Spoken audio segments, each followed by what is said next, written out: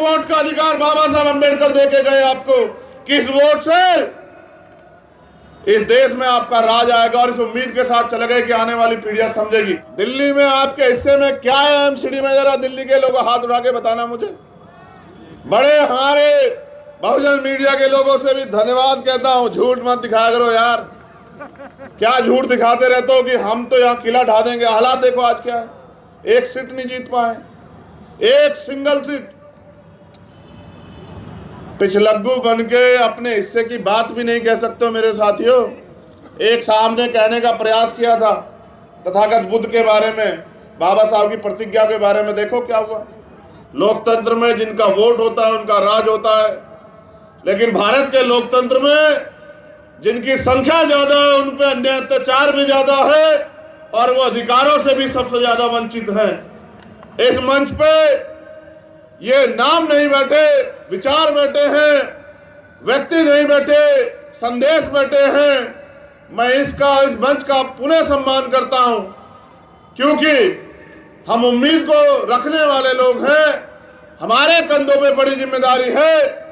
तो मैं आपसे ये अनुरोध करता हूं कि अपनी एकता को बना के रखिए। हम सब लोग, जैसा हमारे जिम्मेदार साथी ने कहा कि पूरा आंदोलन बैकवर्ड और फॉरवर्डों के बीच है, और आंदोलन अधिकारों का है, ना धर्म का है, ना जात का है, हिस्सेदारी का।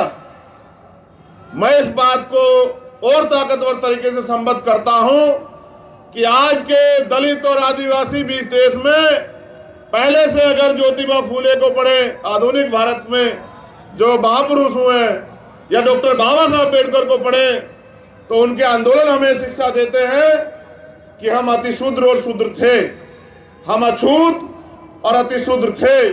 यानी कि हम सारे ही बैकवर्ड क्लास के लोग हैं, चाहे दलित हो, आदिवासी हो, या पिछड़े वर्ग के लोग हों, या माइनॉरिटी के लोग हों।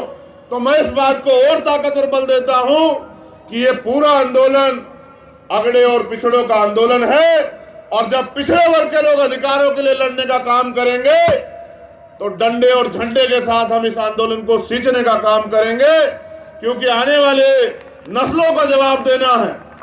लड़ाई आपकी मेरी नहीं है, हम तो जागरूक सजग लोग हैं। आने वाली पीढ़ियों के हिस्से में क्या बचेगा। महापुरुषों ने संघर्ष से पेड़ लगाए और उसके फल हम लोग खा रहे हैं। आज अगर प्राइमरी स्कूल के हेडमास्टर का बेटा यहाँ खड़ा होकर बोलता है तो ये महापुरुषों के संघर्ष, बलिदान, त्याग के जो कारण जो हमें फल मिले हैं, जो अधिकार मिले हैं संविधान में, ये उनकी देन है। अगर वास्तविकता में ये अधिकार चले गए तो शायद कभी किसी हेडमास्टर छोड़िए IAS IPS का बेटा भी यहाँ खड़ा होकर नहीं बोल पाएगा। मैंने बड़ी मजबूती से महसूस किया, और मुझे हमेशा साथियों ने प्रेरित किया कि पढ़िए, क्योंकि मेरी उम्र कम है। तो मैं ये तो नहीं कह सकता मैं 30 साल से आंदोलन चला रहा हूं, या 40 साल से आंदोलन चला रहा हूं, या 20 साल से आंदोलन चला रहा हूं। मैंने तो जो कुछ भी सीखा इस मंच पे बैठे हुए लोगों से, या महापुरुष जो लिख के गए उससे सीखा। मुझे आज भी याद है जब मैं पढ़ता हूं बाबा साहब अम्बेडकर के 1956 के स्टेटमेंट को, जो किताबों में लिखा हुआ है आगरा का, कि मैं तमाम तरह के अपमान, अन्याय, आरोप सह के इस कारवां को यहां तक लेके आ पाया हूं। अगर आप इसको आगे नहीं बढ़ा सकते तो इसको पीछे मत जाने देना मेरे बच्चों, यही मेरा आपको संदेश है। आज तो कारवां लुट चुका है। भक्ति छोड़िए साहब, हालात देखिए क्या हो गए हैं। वो जो नेता घर से बाहर नहीं निकलते, उनको आपकी और मेरी परवाह नहीं। आज मजबूर है हम लोग कि न्याय जन्मसिद्ध अधिकार है, फिर भी हम रोज लाशें उठा रहे हैं। राजस्थान हो या मध्य प्रदेश या दिल्ली, मैं तो दिल्ली के लोगों को बधाई दूंगा, मेरे सम्मानित मंच, कि आज दिल्ली का रिजल्ट आया है। एक से एक वक्तागण यहाँ बड़े बड़े ओजस्वी भाषण देते हैं।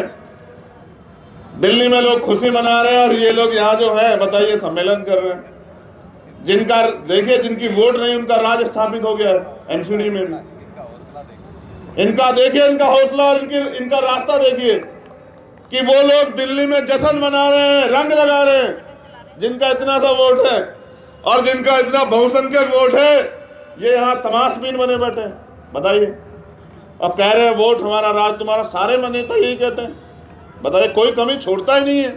मगर ये बताओ, दिल्ली में आपके हिस्से में क्या है एमसीडी में? जरा दिल्ली के लोगों हाथ उठा के बताना मुझे। बड़े हमारे बहुजन मीडिया के लोगों से भी धन्यवाद कहता हूं, झूठ मत दिखाया करो यार। क्या झूठ दिखाते रहते हो कि हम तो यहाँ किला ढा देंगे। हालात देखो आज क्या है, एक सीट नहीं जीत पाए, एक सिंगल सीट। पिछलग्गू बन के अपने हिस्से की बात भी नहीं कह सकते हो मेरे साथियों। एक सामने कहने का प्रयास किया था तथागत बुद्ध के बारे में, बाबा साहब की प्रतिज्ञा के बारे में, देखो क्या हुआ। ये हालात है, सच यही है। उनके तलवे चाट के, उनकी पूंछ बन के हम ओरिजिनल बात भी नहीं कह सकते। अपने हक की बात तो छोड़िए, जो महापुरुष कह के चले गए। इसलिए कह रहा हूं, दिल्ली के लोग बधाई के पात्र हैं। इतनी बड़ी आबादी और फिर भी बैठना जूतों में ही है, तो मैं क्या कर सकता हूं भाई बताओ, जब आप लोग सुधरना नहीं चाहते। मैं तो प्रयास कर रहा हूं और मेरे साथ हजारों साथी प्रयास कर रहे हैं दिल्ली में भी कि हमारे लोग जागें, लेकिन आप आदत छोड़ने को तैयार नहीं है। तो कोई बात नहीं, हम फिर जगाएंगे, फिर आपके बीच में जाएंगे, फिर समझाने का काम करेंगे। क्योंकि अगर इस काम को हम पढ़े लिखे लोग नहीं करेंगे तो किन से उम्मीद करें? वो लोग जो सुबह उठ के काम पे निकल जाते हैं। ये तो पूरा समाज आर्थिक रूप से कमजोर है। थोड़ा बहुत अगर आरक्षण से जो नौकरी मिली उसके कारण बन पाए। इसलिए जो पढ़े लिखे सजग लोग हैं उनकी जिम्मेदारी बनती है कि अपनी जिम्मेदारी को समझें। जैसे बहुजन मीडिया ने अपनी जिम्मेदारी को समझा, बहुजन नेता भी अपनी जिम्मेदारी समझे। अपनी रोजी रोटी, अपनी तैयार की गई संपत्ति, अपने परिवार की चिंता छोड़ के समाज की चिंता करें। क्योंकि अगर हम इनकी चिंता करते हैं और इनकी चिंता करने वाला नेता कभी समाज का भला नहीं कर सकता, मैं आपको गारंटी देता हूं।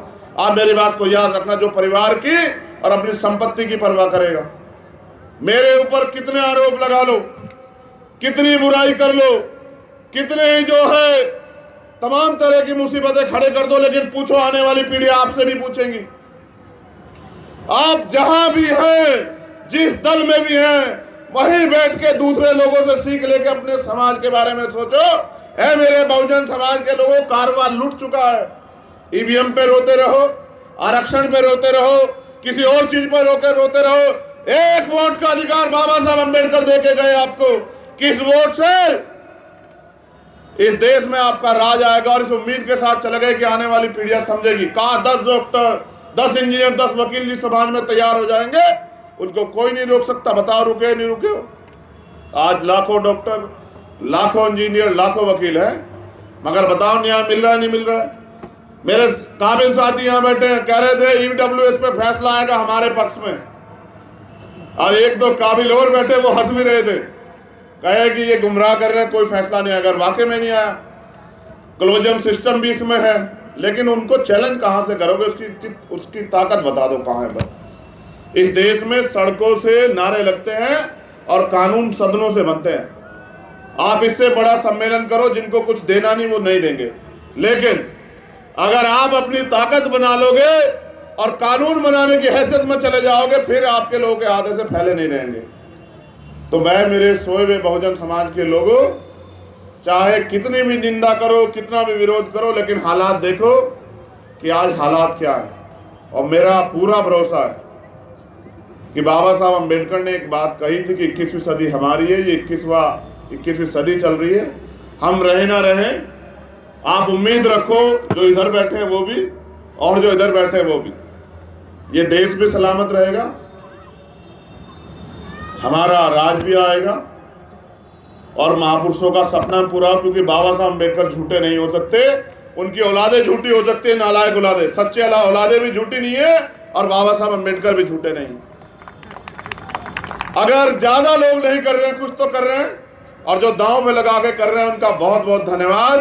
पुनः आयोगों का धन्यवाद, इस उम्मीद के साथ कि सजग रहिए, जिम्मेदार बनिए, अपनी जिम्मेदारी को समझिए।